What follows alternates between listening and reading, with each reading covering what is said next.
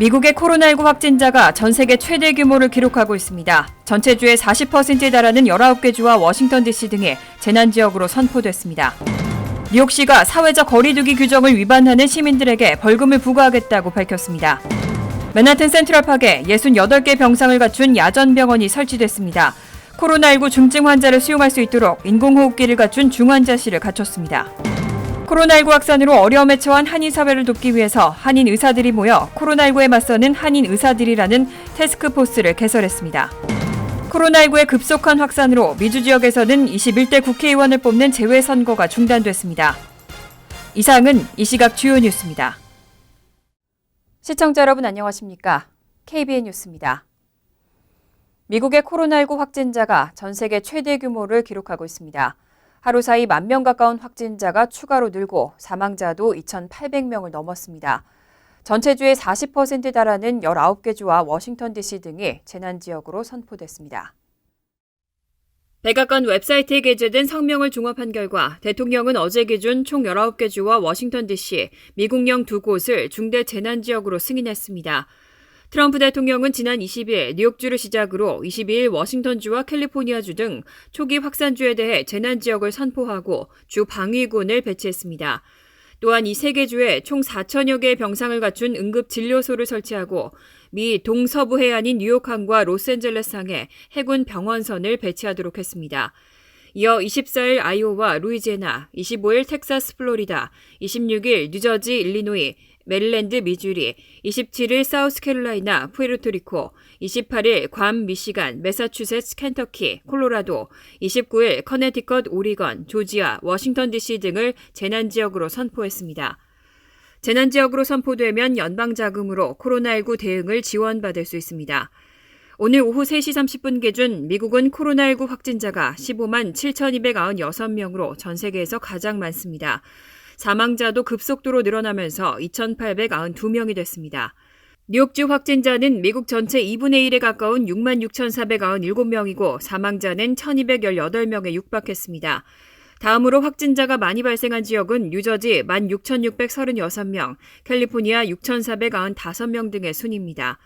사망자 기준으로는 뉴욕주에 이어 워싱턴주 205명, 뉴저지 198명 등이 뒤를 이었습니다. 뉴욕시가 사회적 거리두기 규정을 위반하는 시민들에게 벌금을 부과하겠다고 밝혔습니다. 공공장소에 모이지 말라는 경찰의 요구에 불응하는 경우 등 규정을 위반하다가 적발되면 $250에서 최대 $500의 벌금이 부과됩니다. CNN 등 미 언론은 빌 드블라디오 뉴욕시장이 29일 기자회견을 통해 사회적 거리두기 명령을 무시하면 벌금이 부과된다고 밝혔다고 보도했습니다. 드블라조 시장은 시민들이 이를 숙지하도록 모든 기회를 제공하고 있다며 규정을 위반하면 이 시점에서 벌금을 부과할 수밖에 없다고 말했습니다. 드블라조 시장은 많은 시민이 경제적 고통을 겪고 있는 이 상황에서 사람들에게 벌금을 부과하고 싶지 않지만 시 당국의 메시지에 귀를 기울이지 않으면 경찰관이 법을 집행할 때도 메시지를 경청하지 않을 것이라며 절차를 이행할 수밖에 없다고 덧붙였습니다. 이어 사회적 거리두기 규칙을 위반하는 자에게는 $250에서 최대 $500의 벌금이 부과될 것이라고 경고했습니다. 또 이와 같은 벌금은 공공장소에 모이지 말라는 경찰의 요구에 불응하거나 경찰의 제지로 일단 해산했다가 공공장소에 다시 모이는 사람들에게 적용된다고 설명했습니다. 뉴욕시는 코로나19 확산을 막기 위해 주민들에게 외출 시 다른 사람과 최소 6피트의 거리를 유지할 것을 권고하고 레스토랑과 카페 등 상점의 영업을 당분간 중단시켰습니다.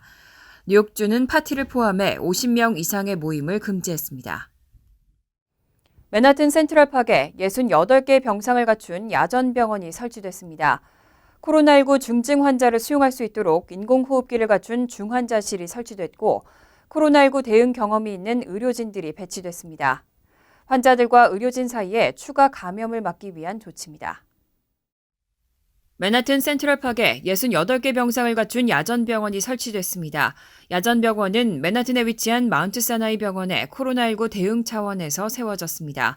마운트 사이나이 병원은 지난주 성명을 통해 병원 밖에 7곳의 야전병동을 설치할 계획이라고 밝힌 바 있습니다. 마운트 사이나이 병원에 따르면 센트럴파크 야전병원에는 코로나19 중증 환자를 수용할 수 있도록 인공호흡기를 갖춘 중환자실이 설치됩니다. 또 코로나19 대응 경험이 있는 의료진도 다수 배치됩니다. 병원은 코로나19 사태의 확산에서 지역사회를 보호하고 헌신하기 위해 비상조치를 취하고 있다면서 야전병동은 환자와 직원 사이에 바이러스의 확산을 막는 데 결정적인 역할을 할 것이라고 밝혔습니다.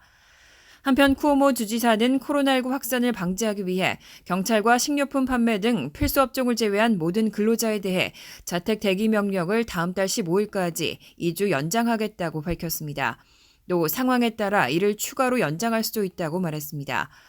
쿠오모 주지사는 또 병상과 인공호흡기 확보에 최선을 다하겠다고 밝히고 5개 구역의 병원들에 1,400여 개의 인공호흡기를 보냈다고 전했습니다. 또 연방정부에 다음 달 1일까지 최소 400개의 인공호흡기를 추가로 제공할 것을 요청했다며 현장 인력 확보를 위해 7만 6천 명에 달하는 의료 봉사자도 모집했다고 발표했습니다. 트럼프 대통령이 전국민 이동 제한령을 오는 4월 30일까지로 연장했습니다. 2주 내 코로나19로 인한 사망자가 정점을 찍을 것으로 예상한다면서도 이동 제한을 더 잘할수록 악몽을 더 빠르게 끝낼 수 있다고 당부했습니다. 또 6월 초에는 회복세에 있을 것으로 보인다고 밝혔습니다. 트럼프 대통령은 29일 백악관 기자회견에서 코로나19 사태의 확산을 늦추기 위해 이동 제한 가이드라인을 4월 30일까지로 연장할 것이라고 밝혔습니다.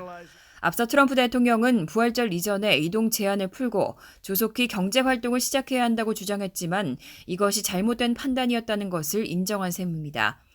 전문가들은 이런 코로나19 대응책의 조기 완화에 대해 강한 우려를 제기해왔습니다. 한편 트럼프 대통령은 이날 기자회견에서 31일 화요일에 코로나19 관련 계획들을 최종화하고 그동안의 데이터와 전략에 관한 개요를 국민들에게 제공하겠다고 밝혔습니다.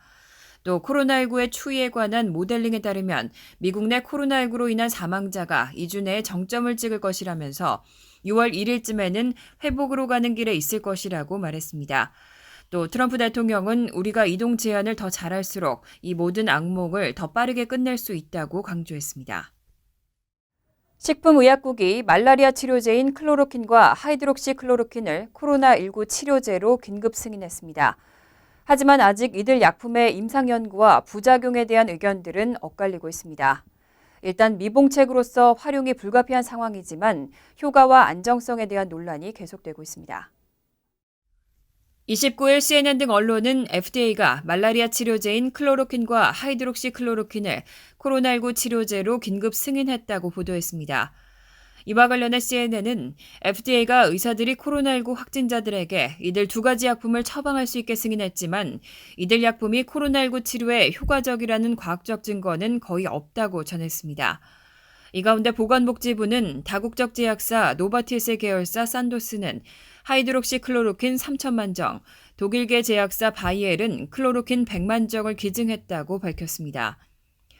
클로로킨은 1934년 독일계 바이엘이 개발한 말라리아 치료제로 말라리아 예방 및 치료에 사용되는 약물입니다. 클로로킨과 같은 계열인 하이드록시클로로킨은 류마티스 관절염이나 루푸스 등의 예방에도 사용됩니다. 앞서 트럼프 대통령은 코로나19 치료제로 검증되지 않은 클로로킨에 대한 과대 포장의 위험성이 있다는 경고에도 불구하고 수차례 클로로킨이 치료에 효과적일 수 있다고 공개적으로 언급했습니다. 트럼프 대통령의 공개적인 언급을 듣고 애리조나주에 거주하는 60대 부부가 코로나19 치료를 위해 하이드록시클로로킨 황산염을 복용한 후 남성은 사망하고 여성은 중태에 빠지는 사건이 일어난 것으로 알려졌습니다. 코로나19 확산으로 어려움에 처한 한인 사회를 돕기 위해서 한인 의사들이 뭉쳤습니다. 코로나19에 맞서는 한인 의사들이라는 태스크포스를 만들고 핫라인과 웹사이트를 개설했습니다. 한인 사회에 코로나19에 대한 정확한 정보를 전달하고 상담 서비스를 제공할 계획입니다.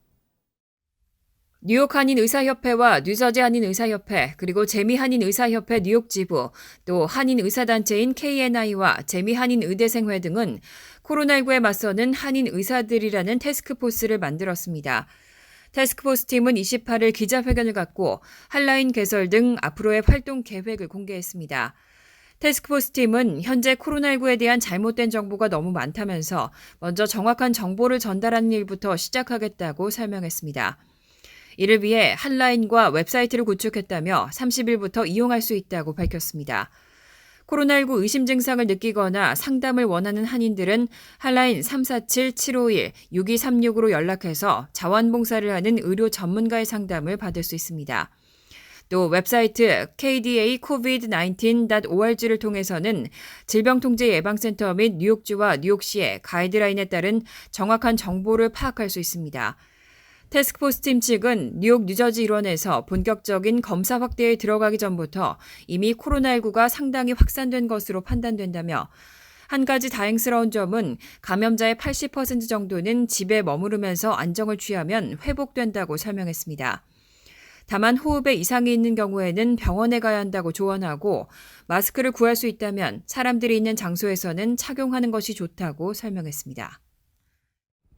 코로나19 대응을 위해 역대 최고 규모의 경기 부양책이 발표되면서 많은 주민들의 관심이 집중되고 있습니다. 그런데 이 가운데 현금 지급과 관련해서 벌써부터 사기 사례가 속출하고 있습니다. 보이스피싱과 스캔메일 등 수법도 다양한 만큼 주의가 당부되고 있습니다. 28일 CNN과 USA 투데이 등은 정부의 현금 지급과 관련한 전화 사기 사례가 속출하고 있다고 보도했습니다.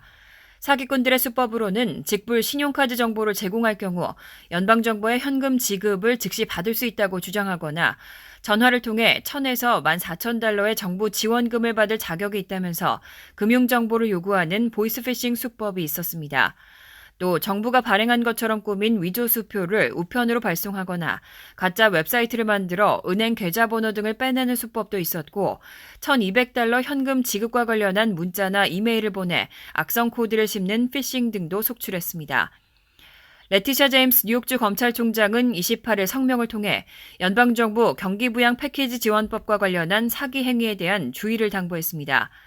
제임스 검찰총장은 누군가가 문자를 보내고 정부가 발급한 수표를 가지고 있다고 주장할 경우 피싱 사기범일 수 있다며 현금을 빨리 받을 수 있다고 꼬드기는 사람에게 돈을 지불해선 안 된다고 당부했습니다. 또 정부가 현금을 지원할 때는 산불이나 수수료를 요구하는 경우는 없다고 덧붙였습니다. 코로나19의 급속한 확산으로 미주 지역에서는 21대 국회의원을 뽑는 재외선거에 참여하기가 어렵게 됐습니다. 뉴욕 등 미주 지역 모든 투표소에 재외선거가 중단됐습니다.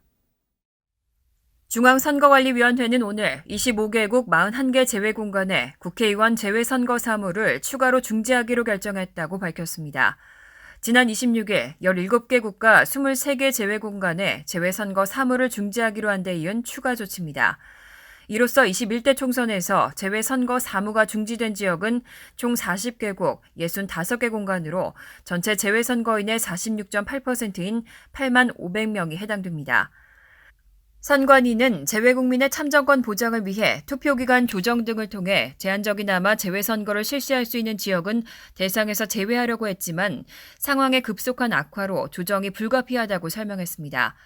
재외선거 실시를 우려하는 주재국의 공식 입장 표명이 있었거나 주재국의 제재 조치로 정상적인 재외선거가 어렵다고 판단되는 지역에 대해서는 선거 중지를 결정했다고 밝혔습니다. 재외선거 사무가 중지되지 않은 지역은 예정대로 다음 달 1일부터 6일 기간에 재외투표를 실시한다는 방침입니다. 펠팍 한인유권자협회에서 봉사해온 박재관 씨가 오는 6월 예정된 시의원 예비선거에 출마하겠다고 밝혔습니다. 크리스 정 펠팍 시장을 도와서 좋은 타운 건설을 위해 봉사하겠다는 포부를 밝혔습니다. 김찰래 기자가 보도합니다. 펠팍 한인유권자협회에서 봉사해온 박재관 씨가 오는 6월 치러지는 시의원 예비선거에 출마합니다. 박재관 씨는 오늘 타운홀에서 러닝메이트로 출마하는 신디 페레라 의원과 함께 시의원 출마 선언을 하고 크리스 정 시장을 도와 살기 좋은 타운 건설을 위해 봉사하겠다고 밝혔습니다. 유권자협회 대외 담당 팀장으로 활동해온 박재관 씨는 건축과 재정 분야 전문가로 지난해 타운 빌딩 구기를 도와왔으며 현재 타운 플래닝 보드 위원으로 각종 인허가 관련 심의에 참여해왔습니다. 현재 메트로폴리탄 어번 에리어가 점점 커지면서 급변하는 타운 개발에 가장 효율적이고 장기적인 안목에 바탕을 둔 계획을 세우는 일에 힘을 보탤 수 있는 기회가 되었으면 좋겠다고 생각을 합니다. 자리를 함께한 크리스 정 시장은 그동안 타운을 위해 열심히 봉사하는 모습을 봐왔다며 전문성을 살려 타운 발전에 큰 도움이 될 것으로 생각한다고 말했습니다.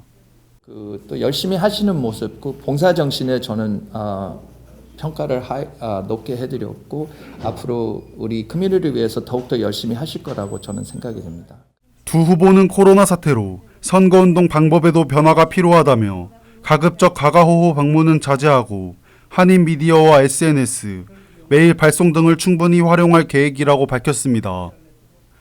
오는 6월 2일 실시되는 민주당 예비선거에는 두 후보 외에도 앞서 출마 선언을 한 스테파니 장, 플랭크 도나유 등 4명의 후보가 격돌하게 됩니다.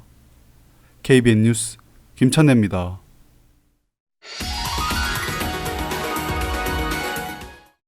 이어서 LA 지역 한인사회 소식입니다. 리버사이드 카운티에서 건강한 25세 청년이 코로나19에 감염돼 숨졌습니다. 젊은 층 감염에도 비상이 걸렸습니다. 리버사이드 보건국은 지난달 25일 라퀸타의 한 주택에서 25살 약사 보조원이 코로나19에 감염돼 숨진 채 발견됐다고 밝혔습니다.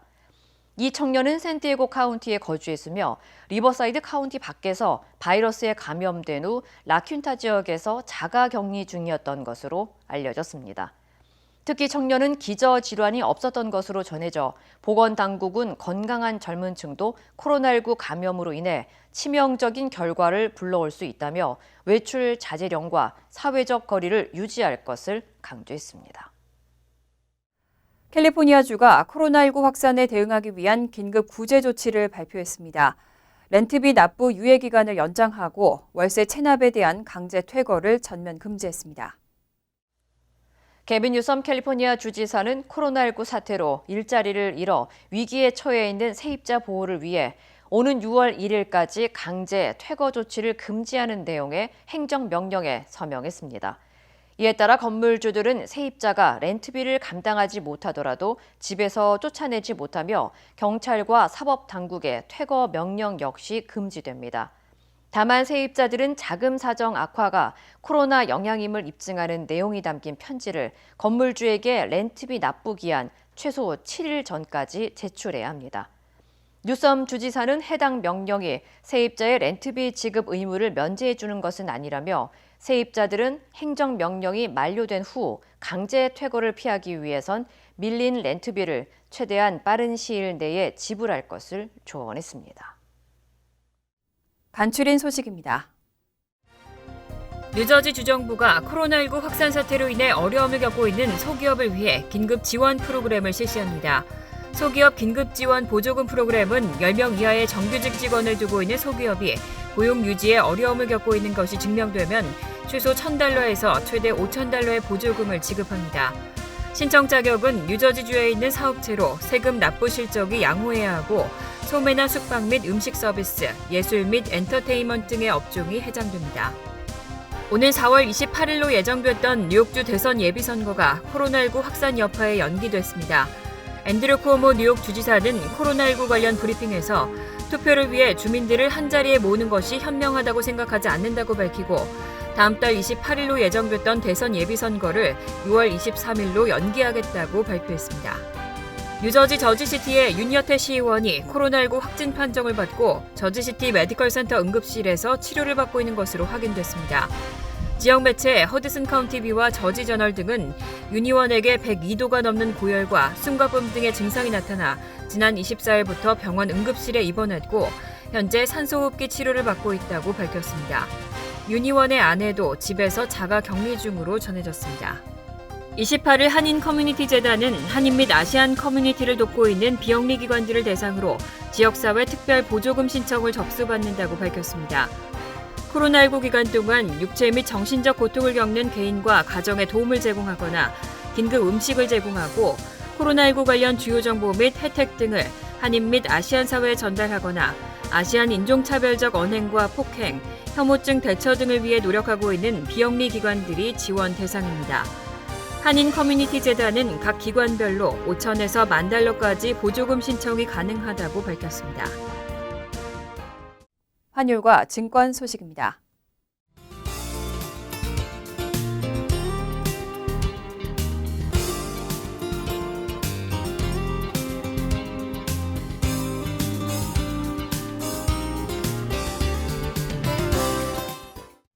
이어서 날씨입니다. 화요일은 구름이 많고 대체로 흐린 날씨가 되겠습니다. 낮 최고 기온은 49도, 섭씨 9도, 밤 최저 기온은 39도, 섭씨 4도로 예상됩니다. 수요일도 구름이 많겠습니다. 목요일은 대체로 화창하지만 밤에는 점차 구름이 많아지겠습니다. 이상으로 KBN 뉴스를 마칩니다. KBN과 함께 즐거운 저녁 되시기 바랍니다.